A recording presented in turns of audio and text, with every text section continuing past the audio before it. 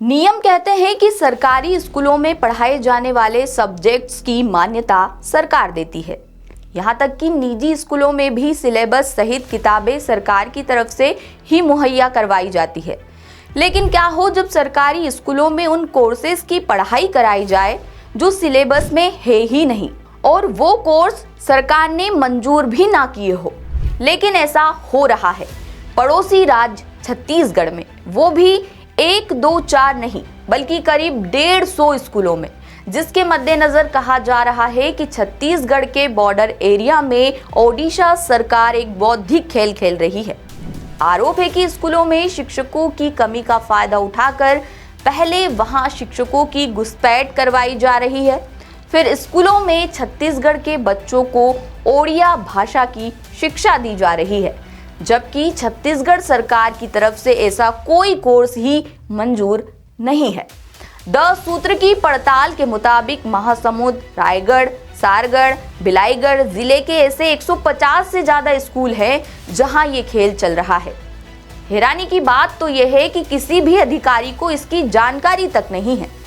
दावा है कि ये खेल पिछले कई सालों से चल रहा है, जिसके लिए ओडिशा सरकार ने बकायदा ओडिया शिक्षकों की नियुक्ति भी की है और उन्हें हर महीने 4,500 रुपए मानदेय भी दिया जा रहा है।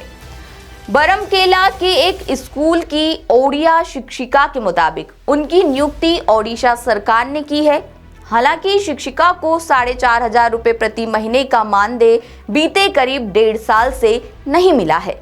वैसे तो प्रदेश के 3 जिलों के करीब 150 सरकारी स्कूलों में ओडिया क्लास चल रही है, लेकिन अधिकतर स्कूल सिंगल टीचर वाले हैं। लिहाजा ओडिशा सरकार ने सबसे पहले ऐसे ही स्कूलों को टारगेट किया है।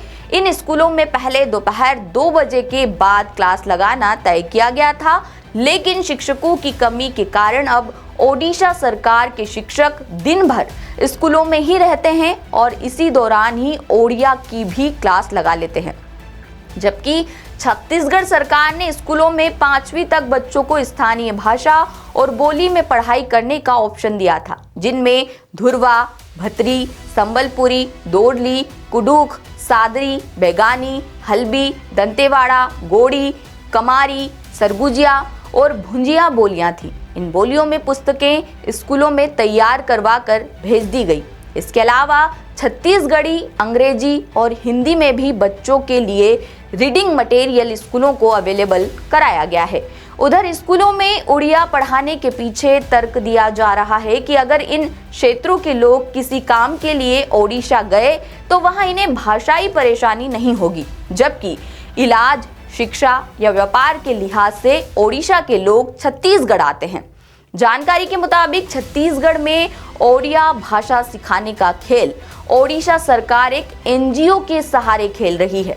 हालांकि छत्तीसगढ़ सरकार के अधिकारी मामले से अनजान हैं। ऐसे में सवाल यही है कि जिलों में डीईओ के अलावा बीईओ, संकुल समन्वयक सहित स्कूलों में हेडमास्टर होते हैं, फिर इतने बड़े अधिकारियों को इतनी बड़ी बात की जानकारी ना होना कई तरह के सवालों को जन्म देती है। फिलहाल इस खबर में इतना ही। छत्तीसगढ़ से हमारे विशेष संवाददाता विनय वर्मा की रिपोर्ट। लेटेस्ट,